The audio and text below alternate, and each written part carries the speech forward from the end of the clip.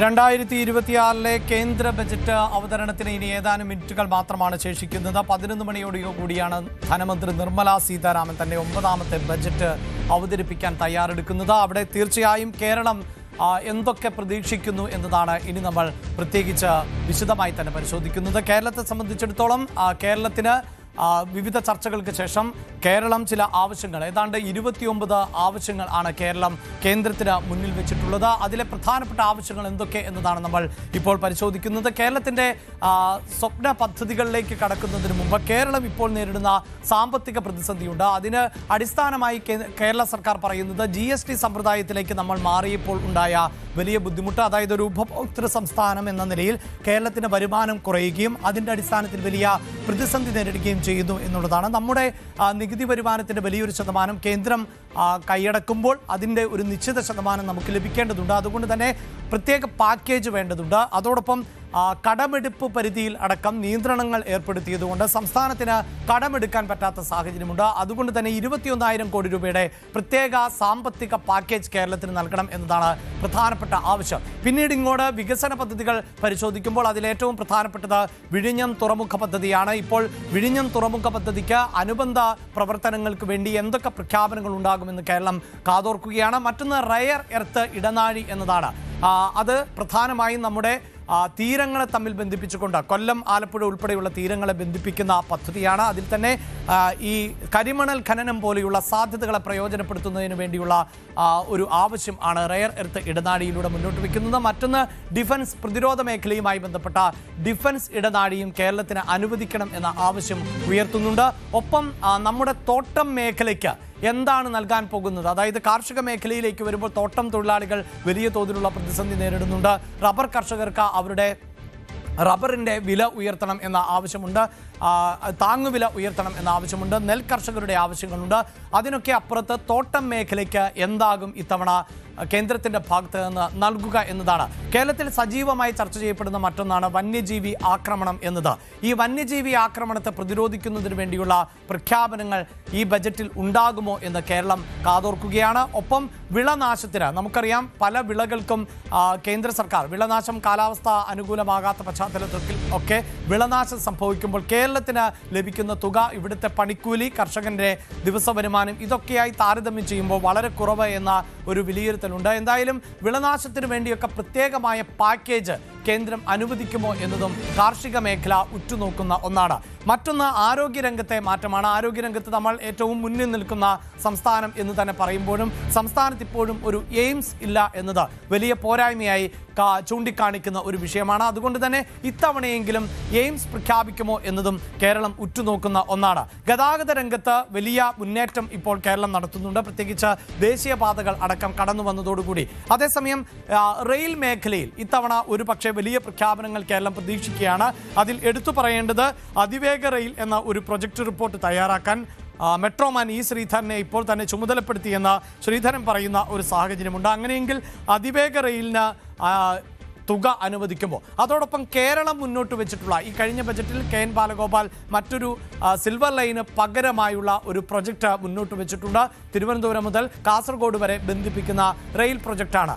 ആ പ്രൊജക്റ്റിന് കേന്ദ്രം പച്ചക്കൊടി കാണിക്കുമോ, അതിന് തുക അനുവദിക്കുമോ, ഇങ്ങനെയൊക്കെയുള്ള നിരവധിയായ നിർദ്ദേശങ്ങൾ സംസ്ഥാന സർക്കാർ കേന്ദ്രത്തിന് മുന്നിൽ നൽകിയിട്ടുണ്ട്. അതിൽ ഏതൊക്കെ ആയിരിക്കും കേന്ദ്രം അനുവദിക്കാൻ പോവുക, എന്തൊക്കെ പ്രൊജക്റ്റുകളോട്, പദ്ധതികളോട് പച്ചക്കൊടി കാണിക്കും എന്നതാണ് അറിയേണ്ടത്. ഇപ്പോൾ കിരൺ ബാബു വാർത്തയുടെ വിശദാംശങ്ങളുമായി ചേരുകയാണ്. കിരൺ, കേരളം നേരത്തെ തന്നെ 29 ആവശ്യങ്ങൾ ആണ് മുന്നോട്ട് വെച്ചിട്ടുള്ളത്.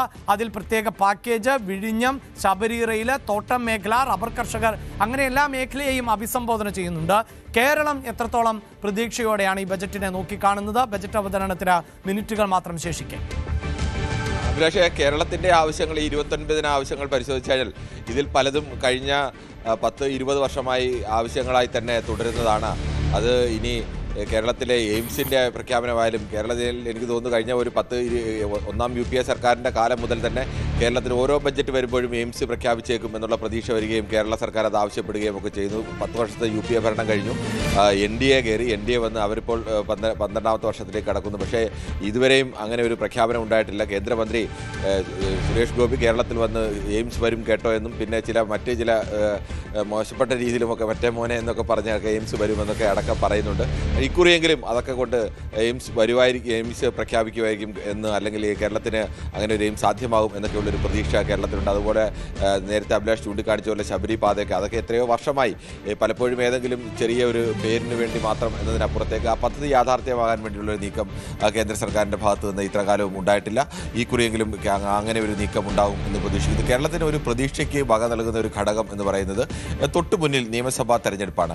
അതുകൊണ്ട് തന്നെ നിയമസഭാ തെരഞ്ഞെടുപ്പ് നടക്കുന്ന 3 പ്രധാനപ്പെട്ട വലിയ സംസ്ഥാനങ്ങൾ അല്ലെങ്കിൽ പ്രധാനപ്പെട്ട സംസ്ഥാനങ്ങൾ, അത് ബംഗാളാണ് ഒന്ന്. അവിടെ ബംഗാളിനെ സംബന്ധിച്ചിടത്തോളം 40 ലോക്സഭാ സീറ്റുകളുള്ളതാണ്, 39 ലോക്സഭാ സീറ്റുകളുള്ള തമിഴ്നാടാണ്, 20 ലോക്സഭാ സീറ്റുകളുള്ള കേരളം. അങ്ങനെ ഈ 3 സംസ്ഥാനങ്ങൾ 20-ന് മേൽ സീറ്റുകളുള്ള 3 പ്രധാന സംസ്ഥാനങ്ങൾ തെരഞ്ഞെടുപ്പ് നടക്കുന്നു. ഈ 3 സംസ്ഥാനങ്ങളുടെയും പ്രത്യേകത, ഇവിടെ 3ഇടത്തും BJP ഇതര സർക്കാരുകളാണ് ഈ 3 സംസ്ഥാനങ്ങളും ഭരിക്കുന്നത്.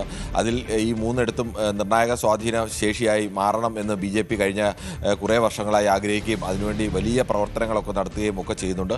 അതുകൊണ്ട് തന്നെ തെരഞ്ഞെടുപ്പ് ലക്ഷ്യമിട്ടുള്ള അത്തരം ചില നീക്കങ്ങൾ, പ്രത്യേകിച്ച് ബംഗാളിനെയൊക്കെ സംബന്ധിച്ച് മമതാ ബാനർജിയുമായി നിരന്തരമുള്ള പോരാട്ടമൊക്കെ നടക്കുകയും ബംഗാളിൽ BJP ഒരു വലിയ സാധ്യതയൊക്കെ എപ്പോഴും കാണുന്നുണ്ട്. അത് അങ്ങനെ ദീർഘകാലം കൊണ്ടല്ല, അല്ലാതെ തന്നെ ബംഗാളിൻ്റെ BJPക്ക് മറിയാനുള്ള സാധ്യതയൊക്കെ അവർ എപ്പോഴും പ്രതീക്ഷിക്കുന്ന ഒരു സംസ്ഥാനമാണ്.